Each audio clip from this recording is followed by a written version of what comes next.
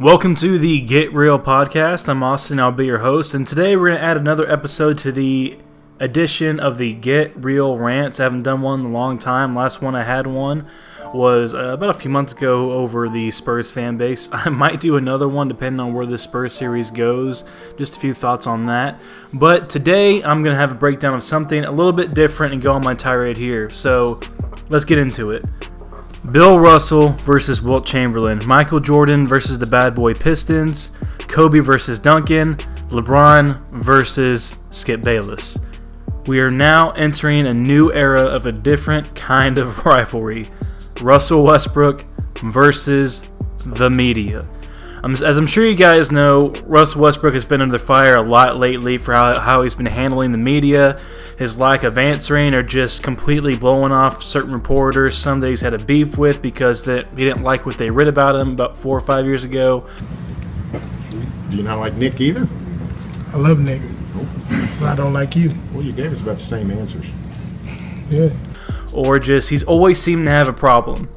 And usually I defend this guy a lot because you have a lot of guys like Colin Cowherd who will just go in on him and are just relentless. But I like to give him the benefit of the doubt. But with this recent thing going on with the media, it's kind of inexcusable.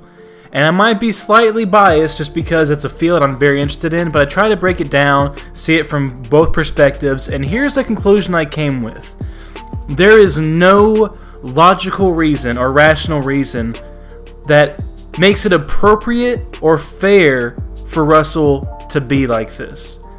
And whenever I voice this out to people, the usual response is, well, you don't know what it's like to be under criticism like that. Fair enough. I also don't get paid $40 million to chuck 10 threes a game and shoot 20% of them. I'm not saying that money should always make the difference in things like this, but just for me, my personal thing, you give me $100,000 a year, which is whatever small tiny percentage of 40 million is, and you can say whatever you want about me and my family. But that's besides the point. The other factor is I'm tired of hearing the notion that the media is only bad things for these NBA players. And Steve Kerr kind of alluded to this earlier when he was asked about it, saying, hey, I'm going to paraphrase what I took from it, and I really, this is my interpretation. Players also gain a lot from the media. All their promotions, all their shoe deals, all their sponsorships. If they want to get a voice out there, it's at a click of a button, or they can talk to whoever they want, and bam, you generate so much money from that. Forget the contracts that he's making. How about shoe deals? Nike, Under Armour, Adidas, the commercials we see, the constant, the revenue that comes from this. Yes, there's some bad, but there is also an old saying: bad publicity is also good publicity, or there's no such thing as bad publicity. Let me give you all an example. Say, I don't know, your local city newspaper writes us a blog or a story and says the Get Real podcast is absolute garbage and a dumpster fire, which, hey, whatever. I mean, they might be closer to right on that one, but let's say that happened. Okay, and let's say they have, I'm going to shoot for small, more understandable numbers here, 100,000 people that look at their content, right? So 100,000 people look at this content from this hypothetical newspaper brand that's trashing me. Let's go 50%, so half of them. 50,000 of them, therefore, then look up online, check out whatever the hell the Get Real podcast is, and see it for themselves. And then let's say 1,000 to 5,000 actually subscribe to it. So the full intent here was that you got these people curious on what this is going on, and now they're checking out what's going on and checking out my content. Either way, you're saying my name for free. You're saying exactly talking about my product, and even though only maybe 5,000 people or 1,000, let's say 1,000 people from your audience of 100,000 actually end up liking my stuff, I didn't get any hellfire for that. I actually gained people. You're growing my business. You're making me look good. And the same thing happens with guys like LeBron James, Kevin Durant. Do they get trashed all the time? You bet their ass they do. But that's a lot of exposure. You're at the tip of everybody's tongue. You gain from that. You win. There are guys like that who just talk for all the bad publicity. Look at LeVar Ball. He built a brand out of saying wacky shit like his son's better than Curry and that he can beat MJ one-on-one. It's good for them. It's how it worked. It got his son drafted. It got him on every talk show on Fox Sports and on ESPN. Nobody can get enough of this guy because he got you clicks, because he got you views. He didn't care what you were saying. It was ingenious. Now, the Big Baller brand maybe fell to the wayside in the end, but the fact is, for a very a good amount of time, he was all you could talk about. He didn't care what you said about him. It made him money. It helped his kid's position to get drafted to the NBA. And the only reason that thing fell off is because he hired a felon to run his company. Whatever, that's besides the point. But that's exactly what happens. Even analysts on TV, if they're hated or no one likes them, they still can say crazy shit. And even though you don't like it, you will click on it, you'll check it out, and then you'll share it with a friend and say, "Hey man, look what this asshole said." You're still promoting them. If you keep watching their stuff, they win.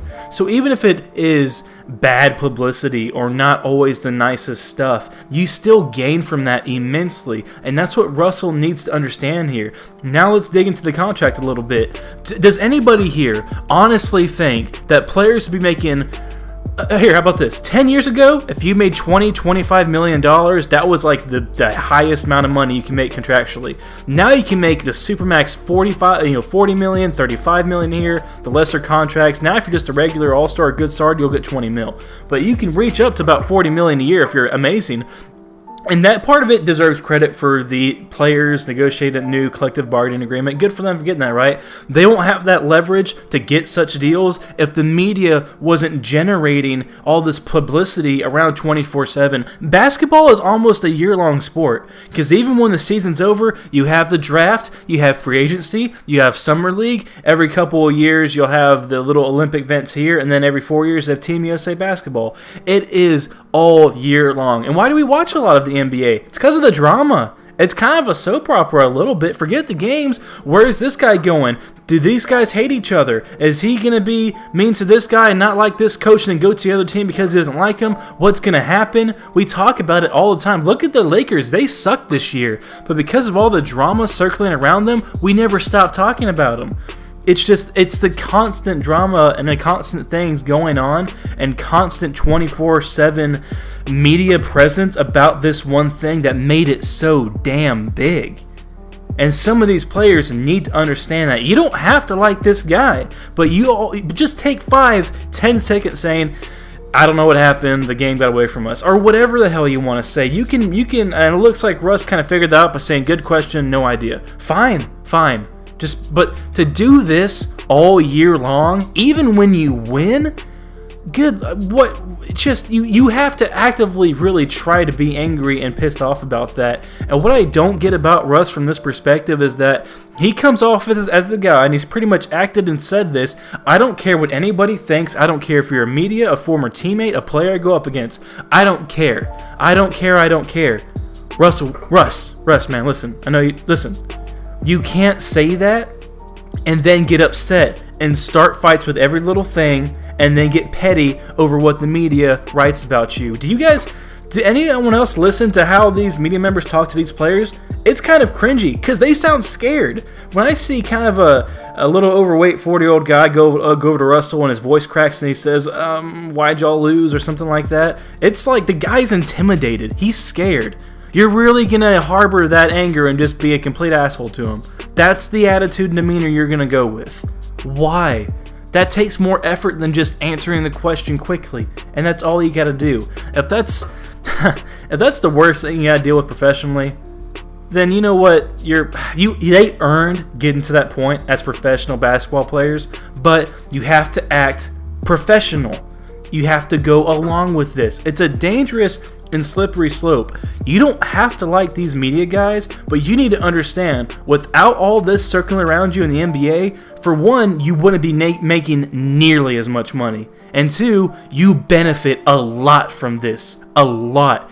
The average NBA player can make 10 mil. The average guy can make a lot of money off of this.